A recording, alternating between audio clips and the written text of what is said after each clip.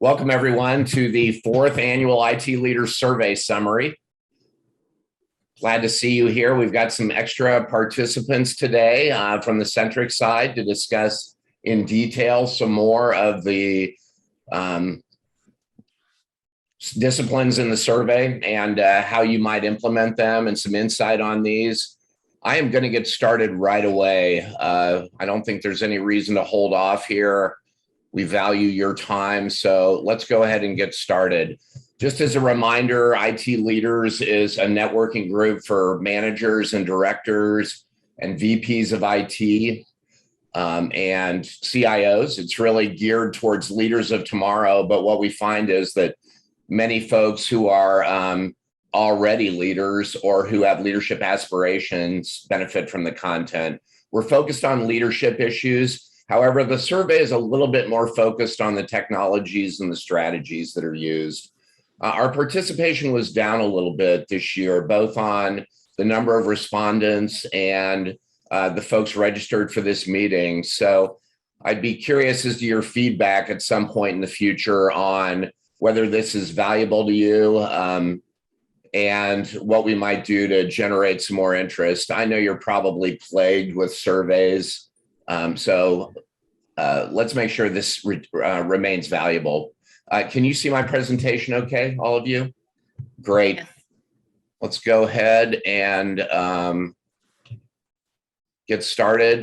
Just as a reminder, if you're a Teams user, the Zoom information is down on the bottom bar. You may have to move your cursor down there. And if you have questions, enter those into the chat feed. We've got a number of people watching the chat, so we'll keep that updated. Let's go ahead and introduce our presenters. My name is Doug Theis. I'm the Director of National Strategy for Expedient. Expedient is the underwriter of IT Leaders. They allowed me to spend my time and their money to put programs like this together. We're in our 6th year now with IT Leaders, and I'm just really proud of the work. It's been very personally rewarding on one hand, and it's just been amazing to get to know all of you. Raquel? Good morning. I'm Raquel Richardson. I'm the partner for Centric Consulting here in Indianapolis. Welcome to my basement, safest place where you won't hear my dog bark. Rob. Hey, good morning, Doug. My name is Rob Cochran. I run the data and analytics practice for Centric, based here out of Indianapolis. Thanks for doing this, and thanks for the opportunity to share these results.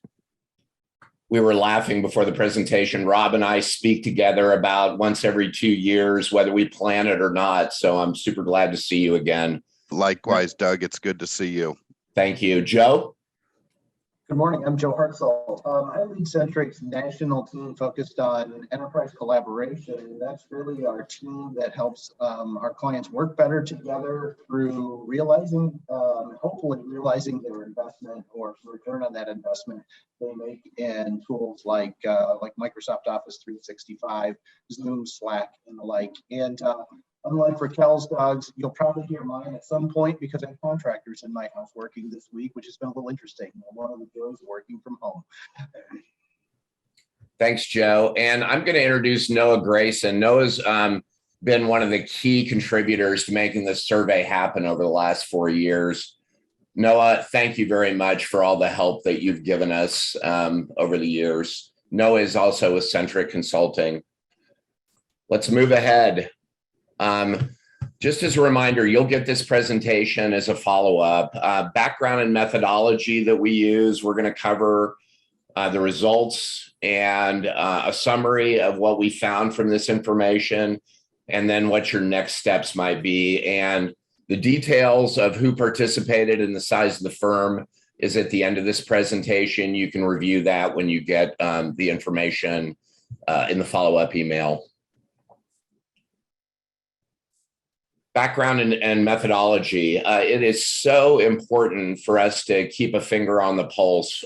When it comes to IT leaders, we need to know what you're thinking about. So we started this survey 4 years ago to get perspective into where your challenges were and the work that you were doing, what you were focused on in any given year. And our hope is that we're providing value from an IT leadership perspective. We hope to direct content based on some of the feedback that we get here. In the past years, we've involved vendors off and on separate meetings from the bi-monthly peer group. We may consider that again this year based on your requests. In terms of the methodology, the survey invitation was sent to everybody who participated. We sent it to the NDCIO network and the entire IT leaders mailing list. And it's a web-based survey, including both open and closed-end questions. This year, we had 47 completed surveys, which is a bit down from last year. Not sure why, but the survey was held from mid-December through the new year. Raquel, I'm going to hand it off to you on this one. I think we're really looking at what the results look like now, and love to get your feedback on this. Yeah, so we help a lot of organizations through business agility, adapting to challenges, adapting to change. And this one going down this year made me wonder a few things. Number one, were we so excited last year at 86% that we were like, yes, we made it through. And so this year we're kind of like, we're still here, we're doing okay. And maybe the excitement's gone, or in the change and now settling into the change, maybe, new challenges have come up where the pressure is different, the challenges are different, and therefore the way that you have to tackle them feel different. So I have a feeling that as we look at probably settling into more hybrid than anything else. So you've still got people who are coming back to the office. You do have people who've gone 100% remote. Hybrid seems to still be where the majority are living, which typically irons out to 2 days a week for most teams, and they transition those. So, as you look at the hybrid, that does have new challenges. And if it's different than if everybody's at home or everybody's in the office. So I think when you look at that, the mix of the technology, the processes, and then just the people, the camaraderie from a hybrid perspective, I think that's where we're seeing that 74%. I would agree. I think, as I talk to leaders all over the city, I found that project lists are up. People are busier than ever in IT, and I wonder if that may have some impact, just the amount of project work that people have taken on and change fatigue. That's my hallucination. Sorry to overtalk. We'll get to this with Joe's slide, but one of the things I want him to hit on, which he will, is when you take something home, right? When we all went home, the security aspect, security's bubbled up to more of a priority conversation this year as well. And I think that's sometimes in with this number, how do you handle that when everybody's environment's different? Great point. Drivers of change, Raquel. Yes, last year, customer expectations, as you can see there at 39%, blew the rest of the answers out of the water. Sorry. You're fine. And that dialed back this year, and competitive pressures went up. So I wonder with customer expectations, we often use Amazon as that benchmark, if you will, of what the experience might be like. And even Amazon's delayed. I'm not getting very many things next day, right? My Prime membership seems less valuable right now because it's still coming on Friday or whatever it is, And so I think, the competitive pressures have gained ground here, because it's not just about how you're delivering the work, it's how the people have also adapted to delivering that work. So I think the competitive pressure from the talent war that we saw in the last year, I think the competitive pressure from figuring out, the labor market in terms of how do I, with your team out if they're sick, right? That's something that's going to be a competitive pressure if you can't deliver in that. And then back to the hybrid. I do think that's probably gaining more ground in this space than we probably want to admit just yet. But from what we're seeing with the work that we do in our consulting space, it's going to continue to be a driver of change throughout 2022 to just make sure that you're staying there from a market share that you're going after in the first place. Technology advancement dropping there, that does not surprise me. I think we all did that investment, a little bit faster than we wanted to with COVID. So that one dropping off significantly there. I expected that. Yeah, it's interesting to me that other has a pretty big hunk. And there's been a lot of challenges. I think hybrid work, I think you're right, Raquel, hybrid work has been a big challenge. I always think of the whiteboard, when someone's drawing on the whiteboard for the people who are in the office, the poor people on Teams or Zoom can't figure out what's going on. So just one example of hybrid work challenges. Barriers to change. Yeah, so this first one, I hear this a lot. Change resistance and fatigue, those are actually very two different things. We'd probably do ourselves a favor to separate those next year. But the challenge here is you have to take the time and the patience to understand the root cause. If you do not understand why the team is resisting the change, do they not want to use the tool? Do they not understand the purpose? Are they too busy and they don't think it's important? You have to nail that down in order to get over the hump. And so I think that we have a bad habit of just clumping it all in there and not making it as purposeful as it should be, because until you find that purpose, you will not find the solution. I think it's really important. Poor strategy execution surprised me on this slide. What about you? I would say that's consistent with conversations we're having. You'll see on a future slide here, we go into this a little bit more, but there's a change in the appreciation of moving to Agile a little bit more.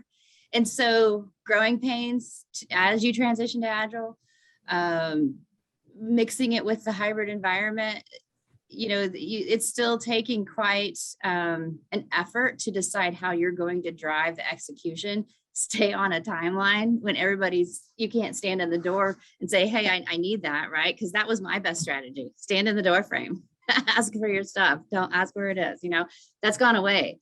So I think that's probably going to see a little bit more of a pain this year, unless people allow for the right kind of timeline, transparency, take the effort in the beginning of the team as they harmonize together to build that trust to be able to execute in the way that they want to. Legacy cost structure and lack of agility are surprising in that they haven't changed in one bit in 1 year. Those are still pretty big numbers for both of those categories. Yeah, legacy costs, I'm sure you see this too, like the modernization of their environment, of their applications, moving to the cloud. That one still, it surprises me how much is still out there. You could speak to that better than I can, but that one still surprises me. There was an article from Forbes in 2019 that where Google actually evaluated technical debt, which I think is a contributor to legacy cost structure. And they calculated a 37.5% tax on their time. So that's a big one. That means what takes me, if I have low technical debt, it takes me 8 hours to do the work. It takes you 12 and a half hours to do that work if you're carrying a lot of technical debt and legacy cost structures, legacy infrastructure, that sort of thing. So that's a huge tax. I think it would be interesting to see that across more industries. Yeah, and it's something Rob and I were just recently on a conversation with a client, and they take the time to identify the issue. They don't take the time to talk about the return on the investment of fixing that issue.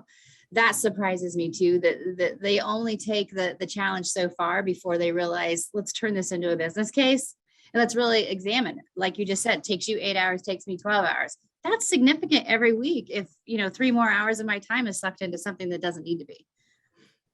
Yeah, it's terrible. Complacency is good news, right? I guess nobody has time to be complacent anymore. I really love that one. It would be fun to dig a little bit deeper into that. Now, lack of innovation, we didn't ask that question last year. Is that correct? Correct. We're seeing that more in our space. This is an opportunity to change, and that can mean drastically, right? So the idea of being more innovative, trying new things, listening to more people in the company, because now there's more platforms to allow you to communicate at a larger level. And so the introduction of innovation in companies has been significant. Program management. This is more your area of expertise, Raquel. Yeah, so as you can see there in that earlier slide that we had, knowing how to drive the strategy and having effective strategies to do that. If you go to the next slide there, Doug, you'll see the difference in how we're seeing traditional versus agile. And there's two things on this slide that I want to point out. The bottom left there, bullet point, build trust by providing value quickly. Like I said, you must get those teams harmonizing and building the trust out of the gate and introducing tactics, activities that help build that trust. So when you've got the hybrid or fully remote teams, they know that each person's going to do their part and everybody's going to come together, which ties directly to the top of the agile list, transparency. Here at Centric, that's one of our values. It's very huge. We are all about the transparency, both within our teams and how we work, but also with our clients. And just yesterday, I was having a discussion with one of my bigger projects of we need to kind of open that radius of transparency to more people on the client side so they can understand where we are and the level of importance and the advancement of the pace that we need to do to stay on track with our timelines. So building that trust and being transparent are going to be two key factors to help companies execute strategy better and faster. Should I flip back to the previous slide, Raquel? Sure, if there's more on there you want to address.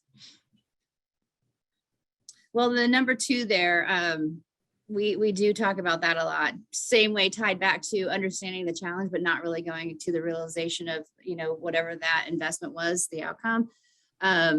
Companies, put a lot of budget dollars and effort, resources, people, right, into some of these significant projects. I have one client right now who has, multiple significant growth projects happening all at the same time. They're all in the growth quadrant.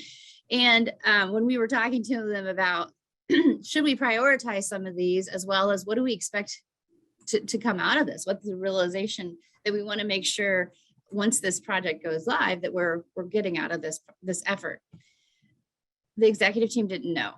And so that's okay. We're going to work through figuring that out so we can make sure the right metrics are there for when we're done with the project. But you've got to think about that as well, because these are significant investments that companies are making that you want to make sure you're getting that business outcome. I'm glad that 43% of governance is working well. That's a step in the right direction. Again, I think the hybrid environment is forcing it. I know governance isn't a sexy word or fun to even discuss, but as Rob would tell you, maybe here, as you look at data, governance is pretty darn important. So we get into this conversation on just about every topic, whether it's the governance of your team's environment and how the life cycle of all that's working, over to, like I said, with data. Governance is definitely on the radar more now than it was 3 years ago.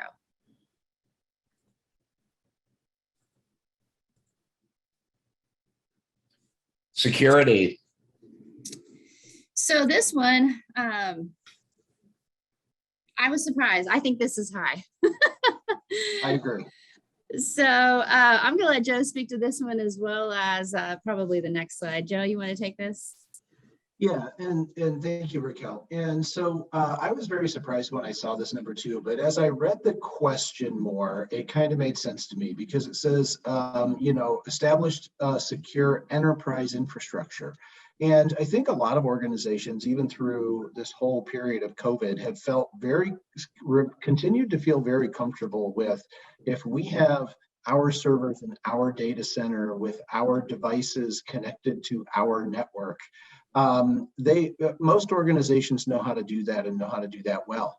What we've seen in the past 2 years that is counter to that, though, as more and more organizations go to a hybrid approach or a remote work approach or some combination therein, or whatever you might call it, what we've found is that moving that security boundary to the cloud, moving it, essentially extending our networks to people's houses now, has caused a great deal of angst and really forced organizations to rethink their security posture. So one of the things that we've been working on with our clients is the concept of zero trust. And I think that is our next slide. Zero trust is a cybersecurity framework, if you're not familiar with it, that really focuses on some core tenets that you need to think about as you extend that security out beyond what we're comfortable with. Again, our corporate network, our data center, things like that. And so we have seen over the past couple of years a renewed focus on how do we make sure, other than through our trusted VPN connections that are now all highly taxed because they don't have enough bandwidth, how do we provide that security for our employees, our intellectual property, our digital assets, as people are now working it really in a different way than they have in the past. So the first step in that is to make sure that we have our identity secure. And that would be through things like multi-factor authentication and having one single corporate directory or identity store like Active Directory or Okta. And then moving from there is making sure that the devices that people are using are managed devices. And what I mean by that, whether that's a personal device, whether it's a corporate device, that whether it's an iPhone or an Android phone or a tablet or a traditional Windows laptop, that those devices are managed by the organization. And we know that makes people nervous when you say, wow, I don't want the company managing my iPhone, right? Well, whether we do device management or application management on those devices, there are ways to avoid that. And then getting those core tenets in place allows you to then traverse through the rest of what zero trust is. And that's ensuring that your data is protected, your apps are protected, and then eventually getting to a point where you're really managing those threats. But one of the things that we've seen is that one of the biggest challenges for organizations is creating a culture of security within the organization. And there's no technical framework that's going to help with that. And that really starts with leadership. One of the things we hear most frequently from our clients is, well, our CEO or our CFO, well, they just don't like MFA because it's a burden to them, right? Well, they're the ones who actually need it most because they're the ones most likely to get hacked. But one of the things that we strongly encourage organizations is that they work to create a culture of security within the organization, because it's not just IT's job. And sometimes we have to overcome those leadership challenges that we have and help our leaders through the understanding of, and typically it's not our IT leaders, to be very frank, help those leaders through, here's why we need to do this, but here's why we need you to be a sponsor of that. And there are a lot of great programs out there to help your organization create that culture of security. But we have seen that more than anything, from a security standpoint, become an issue, again, at these last couple of years as more organizations gone remote, gone hybrid and the like. Raquel, is there anything I missed there? No, we did just get a comment in the chat there from Christy Brandt. Hi, Christy. Christy. She works at Salesforce, and they just talked about this yesterday, where an architect said hackers are not hacking Salesforce, they're hacking your device. Christy, that is yep. So, first of all, Christy, you win the Coffee Mug of the Year award, because that's a very cool coffee mug, by the way. The second thing is Christy, I'll add to that. They're not just hacking devices; they're hacking your identities. And for those organizations that don't have some sort of identity protection in place, it becomes the easiest target, along with just basic email protection that most organizations actually don't know if they have in place or not. And so those are the two most common, but that device is definitely, if it's an unmanaged device, it's definitely creating a risk for your organization. Most of our, I second that emotion, Joe and Raquel. Most of our new products at Expedient are services based around multi-cloud security and zero trust. We're helping clients limit the blast radius of a breach with microsegmentation across clouds. Hugely difficult to do before 2 years ago. Multi-cloud firewalls, better visibility across multiple clouds. I couldn't agree more that this is where a lot of the focus is. Citizen development. This is a fascinating topic. I'm anxious to hear about this one. Yeah, I'm gonna have Joe keep going here. You're doing a great job, Joe. Yeah, so one of the things that's unique about what we do here at Centric within our enterprise collaboration team is, as I mentioned earlier, we try to help organizations work better together, and part of that is making sure they can do it securely, but part of it also is to hopefully make them a little more productive. And so citizen development is one of those areas that we've seen really on the rise here in the past couple of years. Here's one of the reasons why. Well, a couple of reasons. One is IT organizations are already heavily burdened, and then the pandemic hit and they had all of these new requirements they had to deal with. That created longer project queues, bigger project queues, and some business units not getting the solutions or the systems they needed. The other thing that's occurred that we've seen because of the pandemic is a lot of organizations have come to that realization that as we've gone remote and hybrid, some of those very manual things that we do within our organization that we probably didn't even realize don't work as well, right? They work great when everybody's sitting in an office. They don't work well when everybody's sitting in their homes. And so that's led to a pretty dramatic increase that we've seen in organizations needing to automate forms, create simple business workflows for processes that, again, they've always taken for granted. And with the burden on IT, that's created a lot more interest in this thing called citizen development.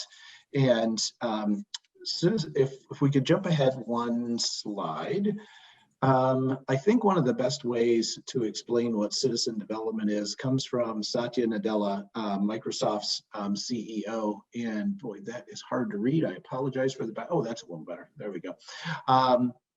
And really, the goal of citizen development is not to turn your business users loose on a whole bunch of development tools without any controls or anything. We know with things like, and I've been around a while, Lotus Notes, Microsoft Access, things like that. We know that that's happened in the past.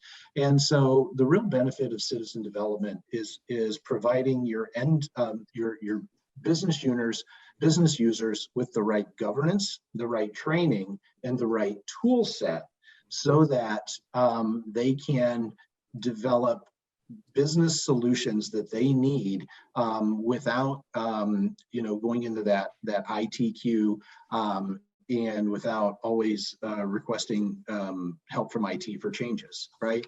And so there are some great citizen development platforms out there. The one that we see leveraged most frequently now is the Microsoft Power Platform that runs across the Dynamics stack, the Microsoft 365 stack, other things. As you enter into a citizen development model, as I mentioned, if we could jump ahead, Doug, it's really important to have a few core tenets or make sure that you're doing it from a highly governed standpoint. And so a lot of these tools, what we strongly recommend are low code or no code tools like Power Apps, Power Platform, or Power Automate. UiPath is another one. There are others out there, and that we work with IT from the start. And part of that is getting the right governance in place for those tools. Part of it is getting some sort of center of excellence in place. And so initially, what we hear from a lot of organizations is, oh, that sounds like a lot more overhead for IT. You know what? In some ways, that is true, especially at the start.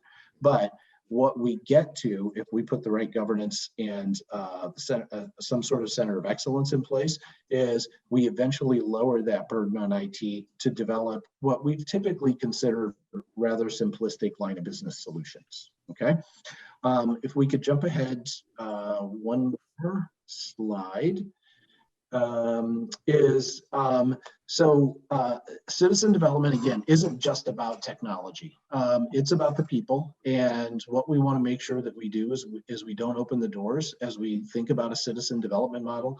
We don't open the doors to everybody in our organization, right? We identify the folks that are going to be the citizen developers within our organization, and we provide them with the proper training and the proper support to be able to do that.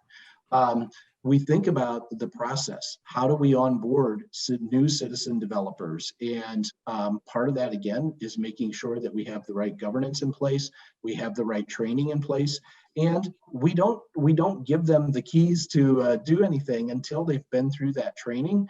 And then for those first couple of projects, we maybe work with IT to do some code reviews or solution reviews to make sure that they're doing things that align with what the standards are.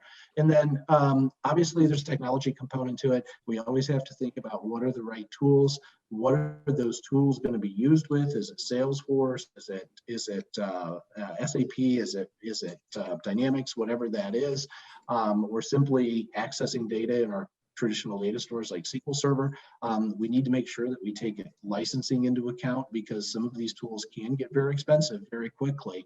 And then finally, we strongly encourage that we put some metrics in place to say, okay, how are we doing from a citizen development standpoint? Is it creating an undue burden on IT? Is it alleviating some of our IT problems? Are our business units and departments being able to move forward faster because they now have citizen developers on their team?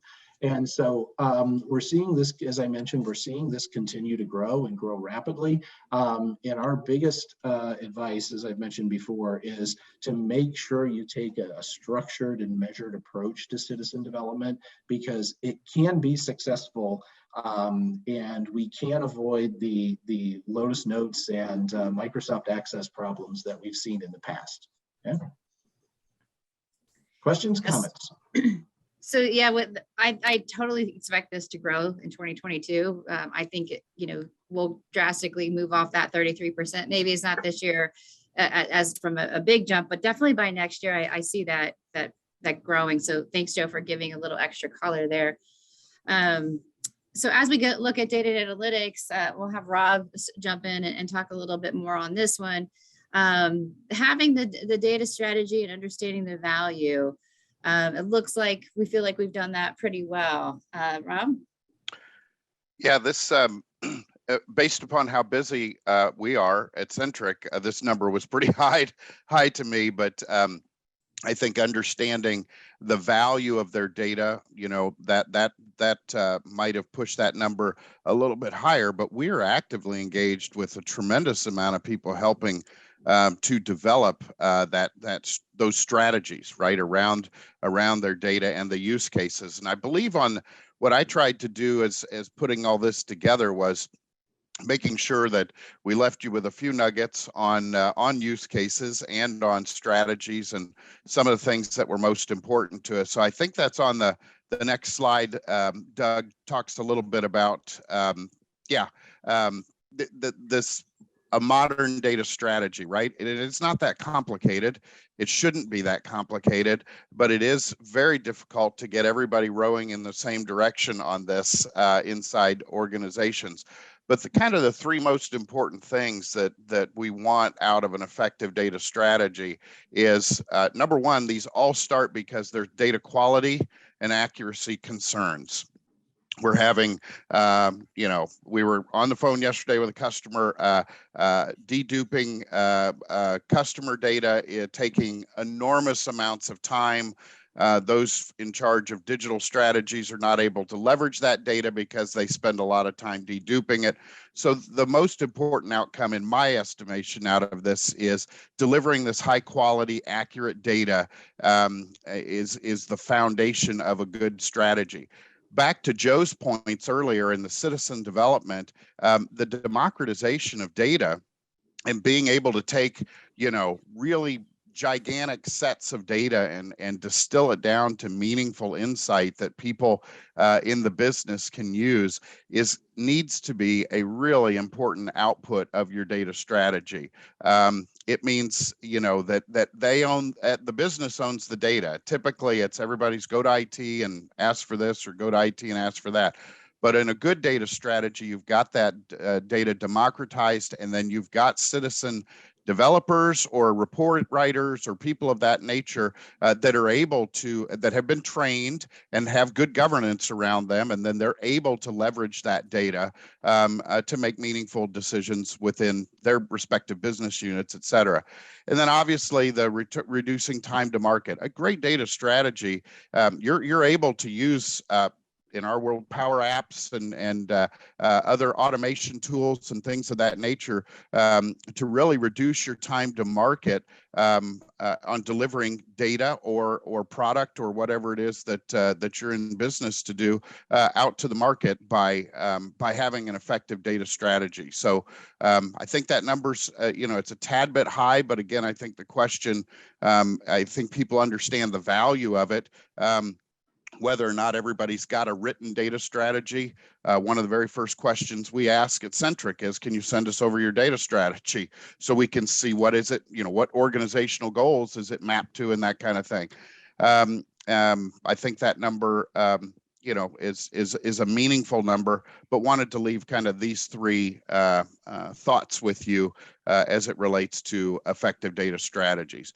Use cases on the next slide is a whole different animal altogether. We are spending a good deal of time helping organizations define what their use cases are and what their use cases are not. And so a lot of times reports are bad and things of that nature because it does not line up to an actual use case. It was more like, well, somebody in the C-suite wanted to see sales by region, and there was a lot of work done, and fur was flying and people were working overtime, and you delivered those results, and that particular person said, no, I wanted it by 2 regions, not 4 regions, and all of that could have been avoided with an effective data use case. So if you've been around me any amount of time, I talk about 4 O's for data use cases: the objectives, the ownership, the outcome, and what does an optimal library look like?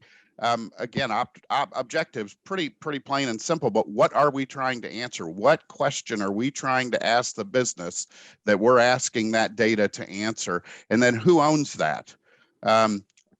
Historically, it's been IT. Everybody comes to IT to get their reports, right? And so go talk to IT. Nowadays, in a much more hybrid environment and a little flatter organizations that we all find ourselves in, ownership, is kind of spread out through the organization, and so it behooves us all to find out who's going to own that use case, who's going to test it when that report's developed, and who's going to sign off on it. Who's the throat to choke if the answer is not what we want. And then defining those outcomes. The third O is there's 3 universal objectives, right? There's higher revenue, lower costs, and reduce risk. And I think that probably works for the vast majority of situations. But what are you measuring? And are those numbers tangible and able to be backed up? And then really spending a lot of time creating a library of about 12 use cases has always been kind of where I've approached it, and knowing how to articulate that to the citizen developers or users of the use cases, and developing a library. That really helps. The HR people love that, because when people are onboarded and new hires and they want to understand the background of a report, you have places to point people to say, here's the business objective we were trying to solve. Here's who owned it. Here's the KPIs that we were tracking to, and it helps to onboard people. And I know that's a crazy, wild thing, but they gave me the microphone, so I'm going to say it. but it really does help in HR and onboarding and customer or employee retention, because it takes frustration levels down, because you're able to go self-serve and answer questions on report origins or data origins and things of that nature. So those are the kind of the 4 O's there are the use cases. I was happy to see the number. I would like that use case number to be way higher. So if you guys are participating next year, even if we're just going to flood the zone, we really use cases. All of the good data out there is rising and falling with effective use cases. You can have crystal clear, accurate, beautiful data that's well governed, and bad use cases are still driving back poor results. And Rob, one thing I'll add to that, Rob, I'd love to hear your opinion on this, is a lot of those use cases you talked about, Rob, also align with great citizen developer use cases, as long as, again, we have that proper governance and proper data security in place, so that we're only allowing people to get to the data that they're entitled to see. Yeah, absolutely, Joe. There's CFO questions all the times, like, where'd you come up with this report? And you say, oh, person down in accounts payable.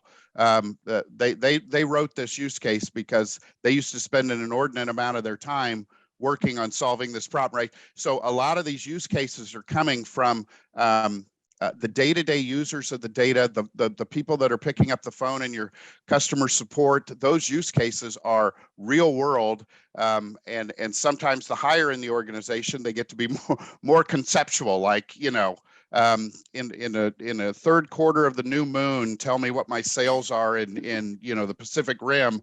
Whereas people on the ground that are answering the phone, some of those are the very best use cases. So I concur with that, Joe, that I think the citizen development and kind of that democratization of data have provided for really, really good and effective use cases to be developed. I'm going to hold you to the moon cycles one of these days. That's a good. Yes, please do. So Rob, in the chat, we've got Eric Flick says that it amazes me how many organizations don't have a single source of truth when it comes to their customers. We've seen that a couple times here lately. Do you want to speak to that, and why that ends up being the case? Sure. I mean, Doug, I've known Doug for several years, and Doug and our paths crossed because there was a time not too long ago where the world was growing by M&A, right? There was a lot of things just being acquired, and especially in Indy and around the Midwest, a lot of venture money. And so people were gobbling up people or acquiring new organizations.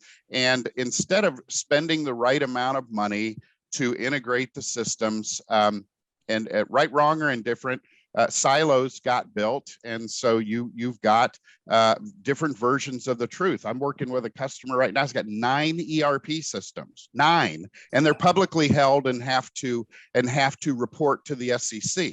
Okay. So, and when you say something like technical debt to them, they understand what that means, right?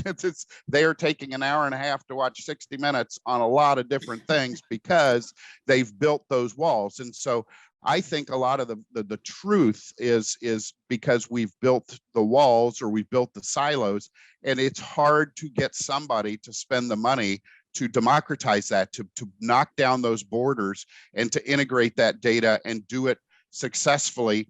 And then return an ROI, right? That is not an $8 project. That is that's big money, but there is an ROI built there if people have taken the time to do that. So I hope that answered the question effectively in the chat. Yes, thank you. Thanks, Rob. Great insights. I really like the 4 O's. I remember seeing that from you in the past, and I actually think we need to remind our marketing department about that too, not just the developers. Agreed, Doug.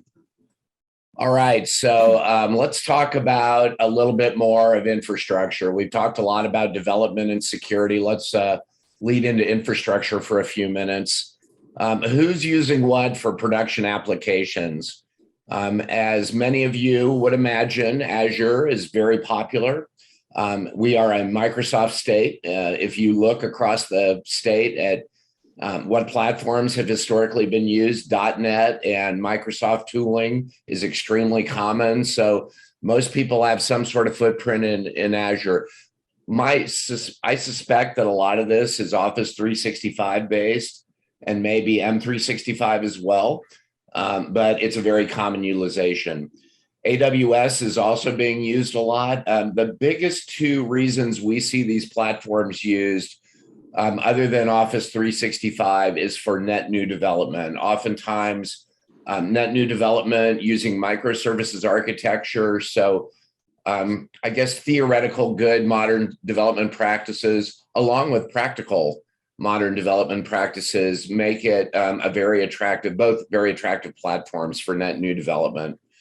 On-premises data center, there's lots and lots of companies who have not moved out of what we affectionately refer to as the mop closet that's called the data center in the back room.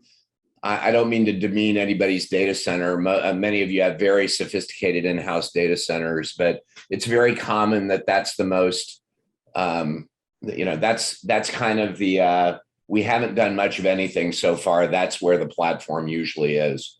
A lot have adopted co-location. Co-location's about 25 years old now, and the reasons people adopted it 25 years ago are the same as the reasons that they do now. They typically want higher uptime from a critical facilities professional perspective. So two of everything on generators and air conditioners. And also access to telecom is another big reason.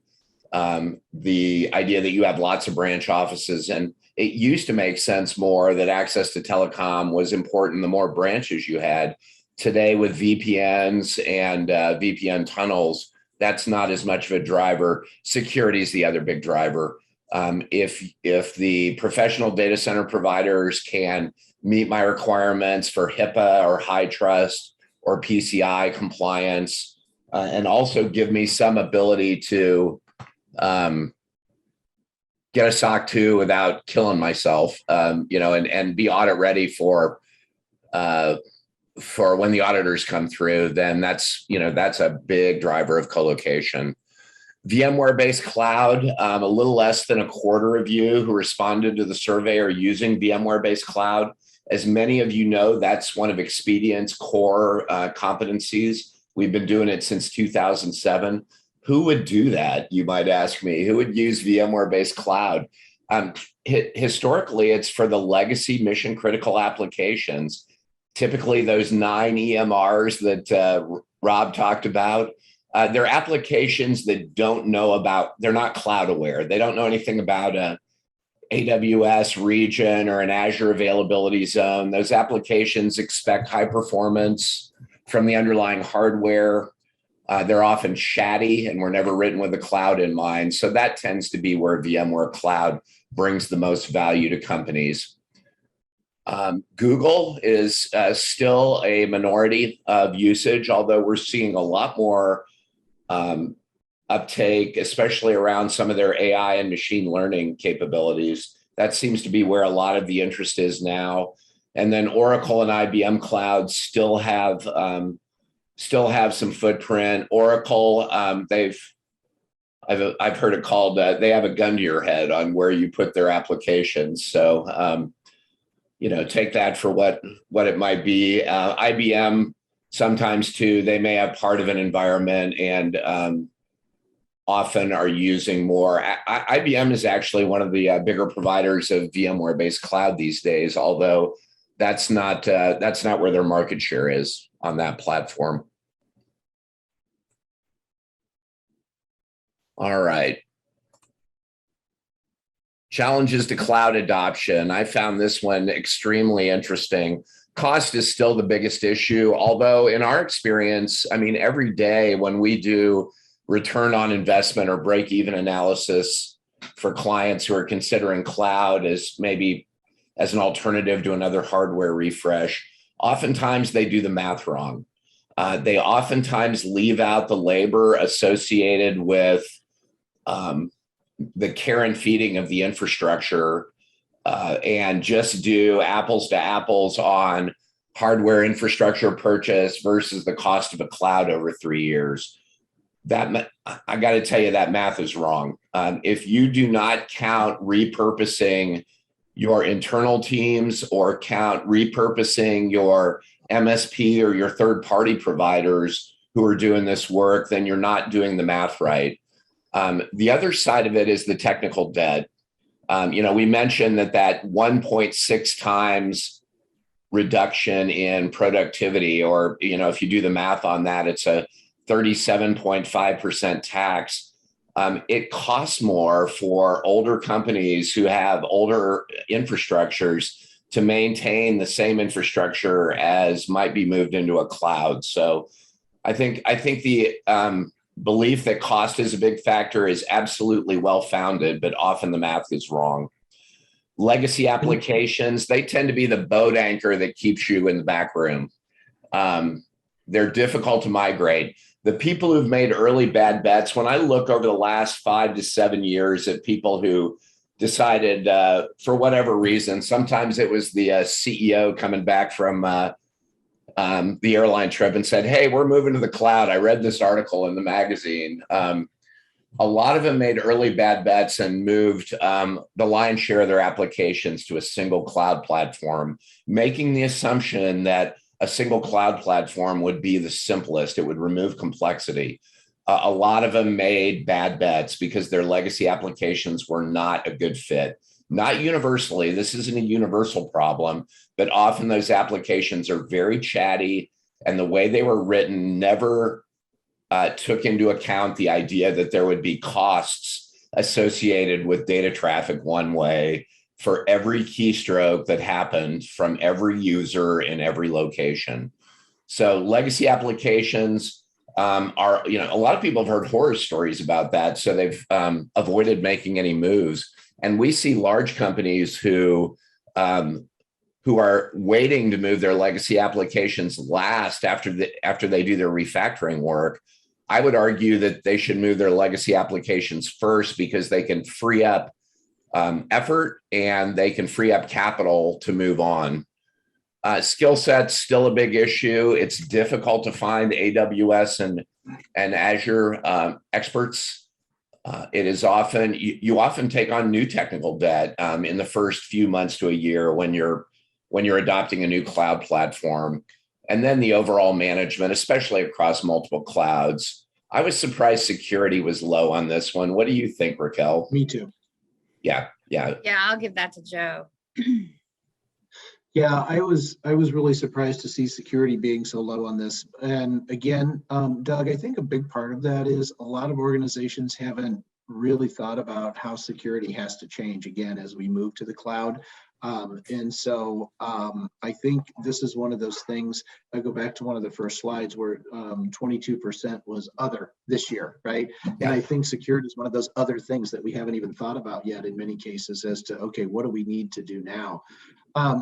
Doug, one other thing I'll add to that is there are a couple of other factors that we see very, very commonly in this challenges to cloud adoption. One is this whole concept of change fatigue, right? Is there's no way to move your users to the cloud without having some impact on how they do their daily work.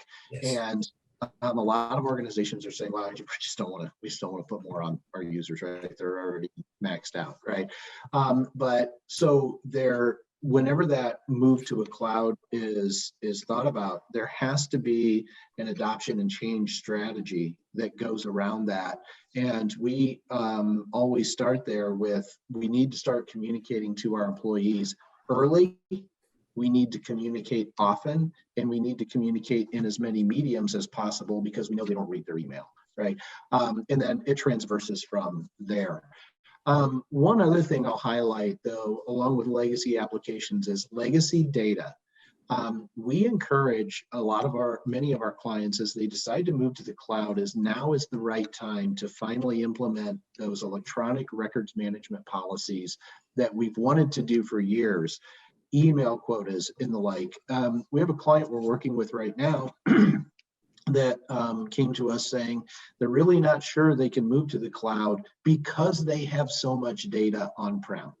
And as we dug into that, is it possible to move all of that data? Yes, it is. But the real problem is they've never put any retention, any data management policies in place. And so they have emails dating back to the 80s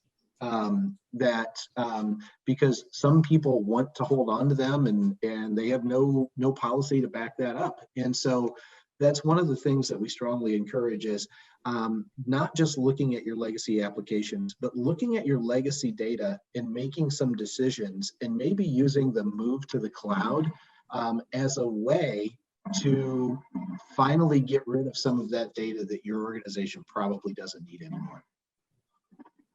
Great insights, Joe. Thank you very much. Yeah, that everything forever policy is brutal. Especially in those highly regulated industries, right? Where we really, in order to be compliant, we need to get rid of that keep everything forever mindset. Yeah, the hoarders, the depression mentality of data. Brian White comments, another challenge on moving to the cloud, especially in rural areas, is robust internet access and redundant internet access, which is critical ultimately, especially if your systems operate in real time.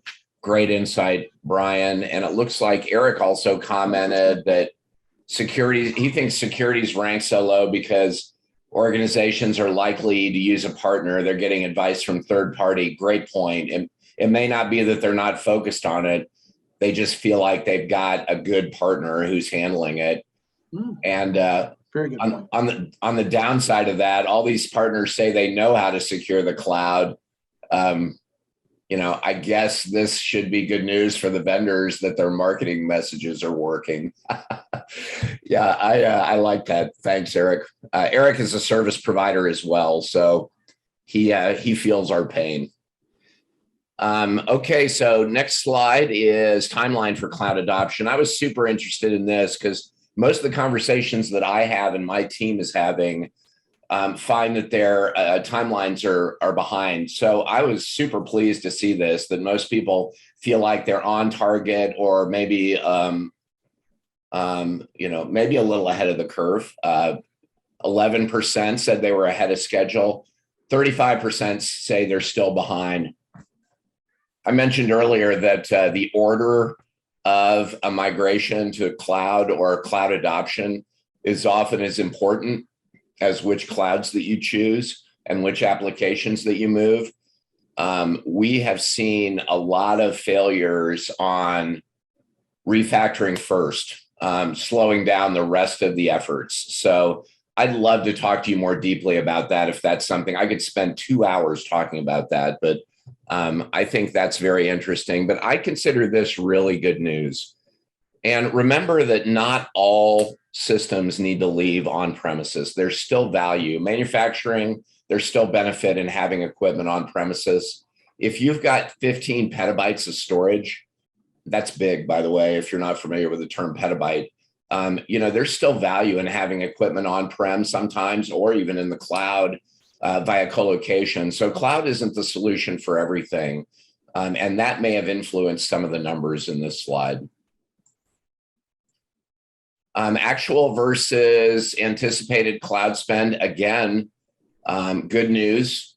This is not what I normally hear, though, in conversations. Almost everybody I talk to is between 5% and 35% over what their anticipated budget for that is.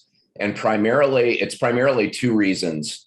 And this is anecdotal from Doug Theis. This is not research-based, but the primary reasons that we have that we talk about is poor egress charge, poor one-way data charges between the hyperscale clouds. They did poor forecasting on it. Now, all the cloud providers have forecasting tools for the egress charges, but it's very difficult to determine what those charges are going to actually be until they go into production. So that's one big source of those. The other source is unmanaged sprawl of cloud. If your administrators are spinning up lots of servers and not turning them off, those zombie servers can overrun your budget in no time flat. And especially if they're replicating data, if I decide I don't want to affect production and I take a 10 terabyte data set and replicate that so that I can test against it without killing production, I just jacked up the price for that month and maybe even longer dramatically. So guardrails, governance, it's still important. It's probably more important in the cloud. IT budget expectations. Raquel, you want to take this one?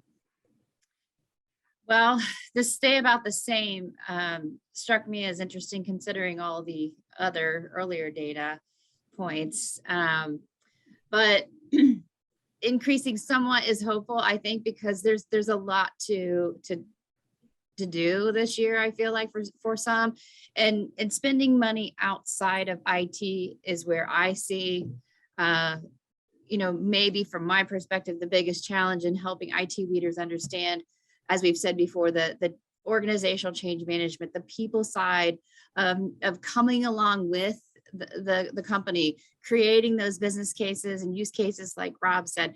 There is an effort that ties to IT that is sometimes missed in the IT budget, but it's all part of making that spend successful.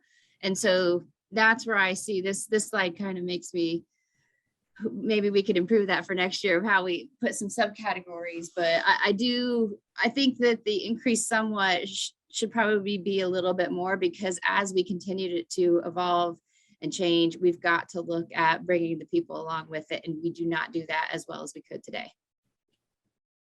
Couldn't agree more. I think it's good news on one hand. I think IT got a lot of credibility during COVID, especially in the first year or so. There's a little bit more acceptance of maybe making some bets with IT. But like you said, if the business isn't directly involved, if IT isn't pursuing business initiatives, then it's unlikely that there's going to be the impact.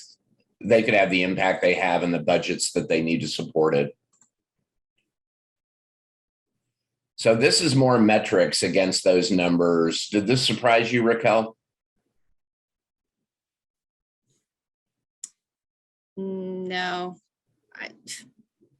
I just, the bigger picture here for me is, what are those conversations sounding like now that we know that IT is driving a lot of the hybrid effort without maybe there's a seat at the table to have the conversation, but maybe the other areas around the table aren't contributing to this budget, even though everybody's coming back to IT for the answer. This aligns pretty well with the previous slide, of course, but I would agree with you. It's interesting. I'm glad to see increases at any rate. I wonder if a lot of that isn't just to try to hire the people that they could hire at with the same budget 2 years ago. I wonder how much of it is driven by the talent issues, the war on talent. I've heard it described. Yes, yeah. And additional perks to differentiate your organization to get that talent. Yeah. Glenn Keller told me, a local CIO here in Indianapolis told me that if he puts hybrid on a job request on the public boards, he doesn't get any responses. He has to put remote, fully remote, in order just to get them to respond to him. So, yeah. Yeah, nobody, even if you say 1 or 2 days a week, or even if you just say when a meeting comes, like some people are like, I'm out, Yeah. So absolutely. That's going to be a challenge, especially in IT, maybe more so than other areas of the business. Yeah, this reflects these changes for the coming year on the business side. What are your thoughts on this? I wonder about this one in terms of those business outcomes that they want out of their projects when, if it's really aligned, because if you have the expectation that you're going to see increased sustainability or a slight increase of revenue and profitability with that, that's different than how we looked at our business outcomes on our projects. So that gives me a little bit of pause on this slide. I would agree. This doesn't suggest alignment. This doesn't suggest or deny alignment of IT with the business. I think this is responses to how the business is talking about their business. Good news. I mean, revenue and profitability is up. I'll take it. I think the growth is encouraging. Maybe next year we ought to ask about, what IT's hallucination is on how they're contributing to this. Or, maybe it's just very driven by, there's definitely an increase in chief revenue officers, sustainability officers, digital transformation officers, chief customers. So, the rise in those external expectation roles is driving some of that, the revenue. So maybe that's just more from a business flavor versus an IT flavor of expecting to see, more an increase in profitability because of those efforts. Great point. Good news on headcount change. It looks like half are going to increase. And we're not reducing, we're not defunding IT. That's good news. Yes. Doug, one of the things I'd like to add to that, though, before you jump off that slide, is related to headcount, is we see, and this goes back to that conversation about transition to the cloud. We see a lot of organizations struggle with what does IT look like as we make that transition to the cloud, right? And I'll give just one example. For instance, as a lot of organizations are moving to and broadly adopting Microsoft Office 365 instead of just moving their email. One of the things we're seeing is a lot of organizations are very, very siloed, where they have a very traditional help desk, and they have an email server team, and they have an Active Directory and file server team, and they have a SharePoint team and the like. And as you look at some of these cloud solutions, those lines get blurred, for one. And also, the other thing that we see is this sort of belief by some of our clients that, oh, now Microsoft's doing my support, or AWS is doing my support. And that could not be further from the truth. And so one of the things that we strongly encourage our clients as they start to look at moving to the cloud is also looking at their IT organization. There's a tangent to this also, and I wrote an article about this recently, where one of the questions came up about that internet connectivity to homes is we need to also think about how we change our IT support models to better serve our employees as they're working from home, so that we have to worry about what's called last mile support now, right? And so along with these headcount changes, we're seeing a lot of need within organizations to sort of, I hate the word transform, but I'm going to use it, transform how or change how they're organized to better support these technical changes that they're experiencing as a result of moving to the cloud. Yeah, it's a great point. I mean, the challenges technologically are there. We're seeing a big uptick in bring your own device support now because people want a similar experience. Yeah, I mean, we've spun up VDI again after many years of not having it.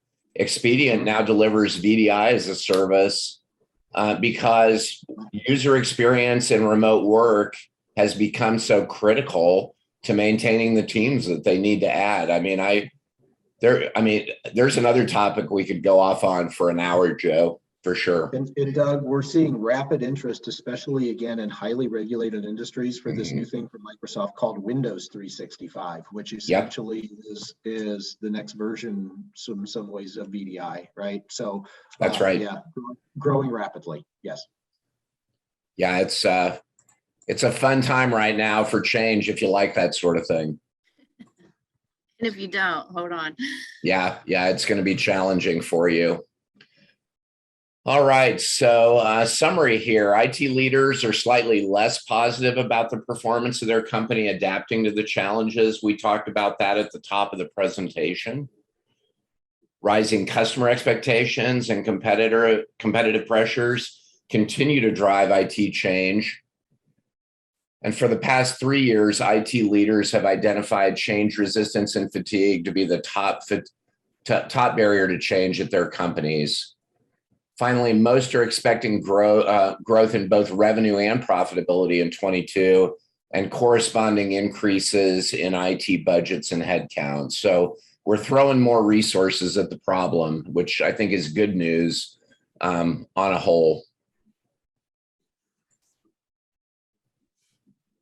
Finally, next steps, we will distribute the survey results, this presentation, to all the attendees and all the people who participated in the survey.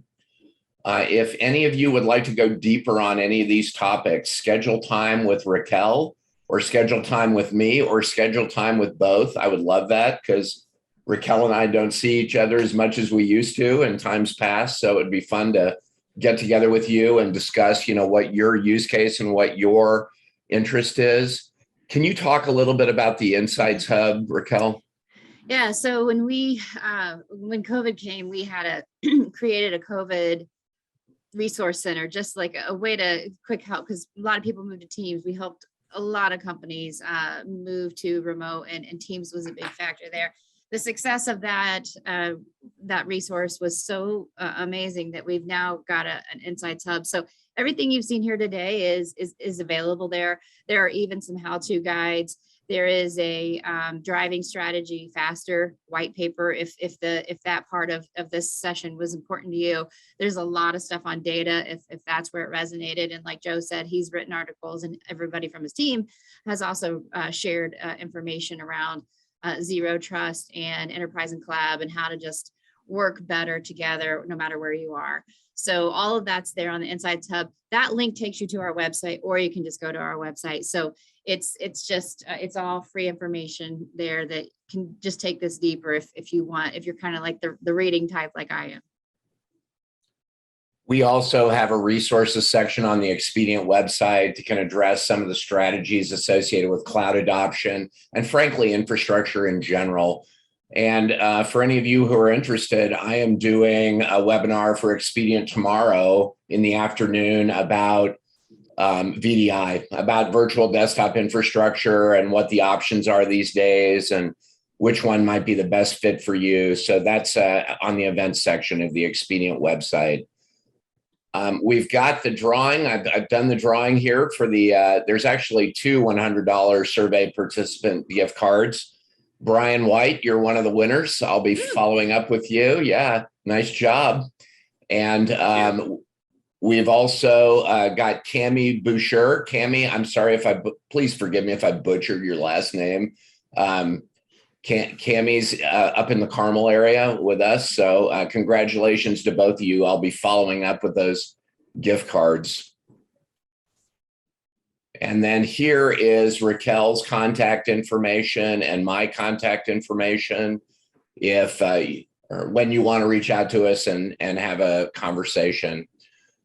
Beyond what we've seen here on this, there's also some firmographic. Do you have more slides to talk about here, Raquel? Okay. No. All right. Any final questions from the audience before we close up? I think there's oh yeah, got to thank you for Brian. You're welcome, Brian. And Eric congratulates the winners. Any closing thoughts? We've had a decline in both survey participation. I want to bring this up to you, and I'd love to hear from you.